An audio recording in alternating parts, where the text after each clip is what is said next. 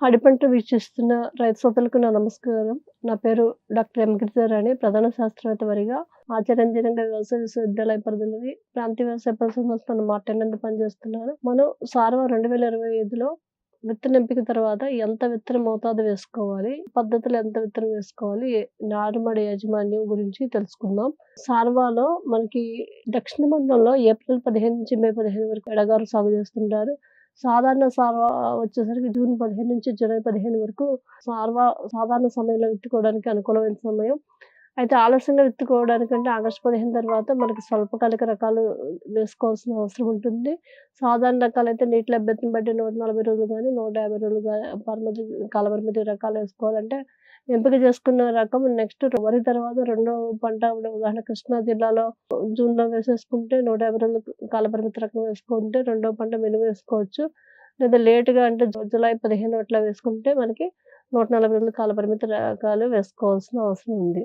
అయితే మనకి ఒక దక్షిణ మండలంలో బీపీటీ వేసే ప్రాంతాల్లో అది ప్రత్యేక పరిస్థితి. అక్టోబర్ రెండో పక్షం నుంచి నవంబర్ మొదటి పక్షంలో మాత్రమే బీపీటీ ఆపరేషన్లు గానీ, ఎంసీఎం 103 గానీ, ఎంటీ 1271 రకాలు వేసుకోవాలి. కానీ నవంబర్ 15 నుంచి డిసెంబర్ 15 వరకు స్వల్పకాలిక రకాలు వేసుకోవాలి. పల్నాడు జిల్లా అయినా సరే. ఎందుకంటే అక్కడ మళ్ళా ఇటీవల కాలంలో మన 2024లో మనకి ఆర్ఎన్ఆర్, కేఎన్ఎం రకాలు చాలా మంది రైతాంగం అక్టోబర్‌లో వేయటం వల్ల ఏంటంటే దిగుబడులు గణనీయంగా తగ్గినాయి.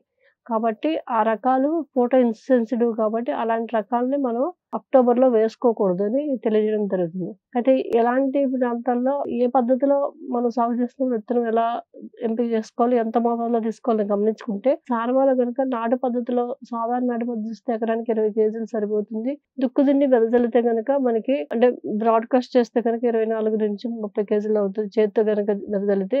అలా కాకుండా ట్రాక్టర్ గొర్రుతో ఎద పద్ధతిలో దుక్కుదున్ని చేసినా, బెంగాల్ నాటు పద్ధతిలో చేసినా, దమ్ము చేసినా కూడా ఎకరానికి 12 కేజీలు సరిపోతుంది. అలాగే దమ్ము చేసి డ్రమ్ సీడర్‌తో విత్తే పద్ధతిలో కూడా విత్తుకుంటే ఎకరానికి 10 కేజీలు సరిపోతుంది. శ్రీవారి సాగులో అయితే 2 కిలోలు సరిపోతుంది.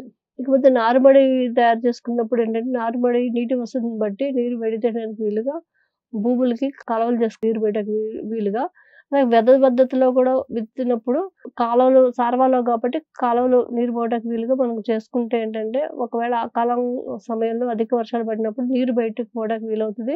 నారుమళ్ళు గానీ లేదా వెదజల్లినప్పుడు విత్తిన పొలాలు దెబ్బతినకుండా ఉంటాయి. అలాగే ఈ నారుమళ్ళు అయితే మాగిన పశువుల కూడా వేసుకోవడం మంచిది. అలాగే మనకి నారుమడిని ఏంటంటే విత్తిన తర్వాత మనకి పలచని మొక్క తడి పెట్టుకొని నీరు తీసేయాలి. దమ్ము చేసి మనకి నారుమడి చల్లితే గనక. అలాగే నారుమడిని కూడా మనం మురగదమ్ము చేసుకోవాల్సిన అవసరం ఉంది. నేలను చదునుగా చేసుకొని నీరు పోవడానికి వీలుగా కాలువలు చేసుకోవాల్సిన అవసరం ఉంది. అలాగే నారుమడిలో ఏంటంటే ఆఖరి దమ్ములో 5 సెంట్ల నారుమడికి 6 కిలోల సింగిల్ సూపర్ ఫాస్ఫేట్, తర్వాత నారుమడి చల్లిన వారం నుండి 10 రోజుల్లో 2 కిలోలు యూరియా, 1 కిలో పొటాష్ వేసుకోవడం మంచిది. అలాగే నారుమడిలో కలుపు నివారణకు పెట్లాక్లోర్ అయితే లీటర్ నీటికి 2 మిల్లీలీటర్లు లేదా పైరోజోసల్ఫేన్ ఇతలైతే లీటర్ నీటికి 0.4 గ్రాముల చొప్పున పిచికారీ చేసుకోవాలి. నారు ఎదిగే దశలో ఇంకా కలుపు ఉన్నట్లయితే సహ్లాపాప్టైల్ అనేది లీటర్ నీటికి 2 మిల్లీలీటర్ల చొప్పున లేదా బిస్పైర్‌పెక్సోడియం అనే మందుని మనకి లీటర్ నీటికి 0.4 మిల్లీలీటర్ల చొప్పున పిచికారీ చేసుకోవాలి. లీటర్ నీటికనమాట చెప్పింది. అలాగే నారు తీయడానికి ముఖ్యమైన మెళుకువ ఏంటంటే, నారు తీయడానికి వారం రోజుల ముందు 5 సెంట్ల నారుమడికి 800 గ్రాములు కార్బోఫ్యూరాన్ 3 జిగుడుకులు వేసుకోవడం ఏంటంటే, నారు తీసిన తర్వాత ఊడ్చినప్పుడు ఒక 15 రోజుల వరకు కాండం తొలిచే పురుగు ఆశించకుండా ఉంటుంది. అయితే నారు తీసేటప్పుడు విత్తన శుద్ధి వచ్చేసరికి మనకి పొడి విత్తన శుద్ధి అయితే 1 కిలో విత్తనానికి 3 గ్రాములు కార్బన్డిజం, అదే తడి విత్తనం శుద్ధి అయితే 1 కిలో విత్తనానికి 1 లీటర్ నీటికి 1 గ్రాము కార్బన్డిజం మందును కలిపిన ద్రావణంలో 24 గంటలు నానబెట్టుకోవాల్సిన అవసరం ఉంటుంది. తర్వాత 24 గంటలు మండగట్టిన తర్వాత మనకి మొలకొస్తుంది. దాన్ని దమ్ము చేసిన నారుమడిలో వేసుకోవచ్చు. అదే పొడిగా మెత్తయి అయితే విత్తనాన్ని మామూలుగానే పొడి విత్తనాన్ని చల్లేయొచ్చు. మండిగట్టాల్సిన అవసరం లేదు. గోదావరి జిల్లాలో ఎక్కువగా ఏంటంటే మండిగట్టి వేసే పద్ధతి అలవాటుగా ఉంది. అలాగే నారు ఆకు పీల్చుకునే వరకు ఆరుతడిగానే పెట్టాలి. ఎక్కువ నీరు పెట్టకూడదు. పలుచగా ఉండాలి మొక్క తడిలాగా. అయితే కొన్ని ప్రాంతాల్లో దమ్ము సరిగ్గా చేయనప్పుడు జింకు లోపం వస్తుంది నారుమడిలో. ఆకు మీద తుప్పు మచ్చలొస్తాయి. ఇలాంటివి ఉన్నప్పుడు అంటే నారు గిడసపారిపోయి ఎదగదు. ఎన్ని ఎరువులేసినా కూడా అది ఎదగదు.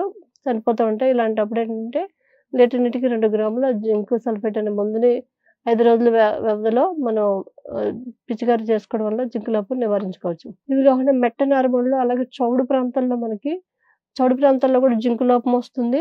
అలాగే నార్మల్‌గా చౌడు ప్రాంతాల్లో మనకేంటి ఆకులు తెల్లగా పాలిపోయి మనకి ఇనుప ధాతు లోపం వస్తుంది. మొక్కలు చనిపోతాయి. ఇలాంటివి ఉన్నప్పుడంటే లీటర్‌కి 5 గ్రాముల అన్నమేది, 2 గ్రాముల నిమ్మప్పు పిచికారీ చేసుకుంటే మనకి ఈ ఇనుప ధాతు లోపాన్ని కూడా సవరించుకోవచ్చు. ఈ విధంగా నారుమడి యాజమాన్యం చేపట్టడం వల్ల రైతులు సరైన నారుమడి యాజమాన్యం పద్ధతులు పాటించడం సకాలంలో అంటే మనకి విత్తిన తర్వాత కాబట్టి దీర్ఘకాలిక రకాలైతే 25 రోజుల నారు నుంచి వుడ్చుకోవచ్చు. అదే 140 రోజుల కాలపరిమితి అయితే 21 రోజుల నారు నుంచి వుడ్చుకోవచ్చు. అదే బెంగాల్ నాటయితే 18 రోజుల వయసున్న నారు కూడా వుడ్చుకొని పైపైన వుడ్చుకోవడం వల్ల మనకి మంచి దిగుబడులు సాధించవచ్చు కాబట్టి సరైన నారుమడి యాజమాన్య పద్ధతులను పాటించవలసిందిగా రైతుల్ని కోరుతున్నాం. నాకు ఈ అవకాశం ఇచ్చిన పాడి పంటల ఛానల్ వారికి ధన్యవాదాలు.